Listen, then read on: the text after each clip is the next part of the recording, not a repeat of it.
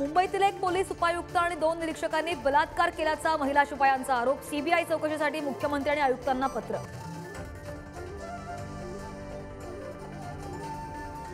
कांदा निर्यात बंदीने राज्यात रखडले 3000 विवाह। निर्यात बंदीमुळे कांदा उत्पादक शेतकरी आर्थिक संकटात। हातात पैसा नसल्याने शेतकऱ्यांवर मुलांची लग्न पुढे ढकलण्याची वेळ। शिवसेना आमदार अपात्रतेच्या निकालाचा काउंटडाऊन सुरू। 48 तासात विधानसभा अध्यक्षांना द्यावा लागणार निकाल। 12 जानेवारीच्या मोदींच्या महाराष्ट्र दौऱ्याआधी राजकीय भूकंपाची शक्यता। –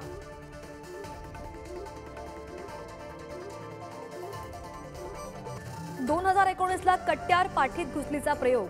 मग आम्ही 2021ला आता होती गेली कुठे हा प्रयोग केला।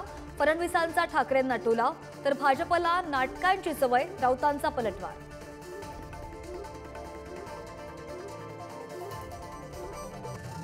भाजपच्या आज 2 महत्त्वाच्या बैठका। लोकसभा मतदारसंघाच्या आढाव्यासह प्रचार नीतीवर होणार चर्चा। प्रदेशाध्यक्ष चंद्रशेखर बावनकुळे करणार पदाधिकाऱ्यांना मार्गदर्शन।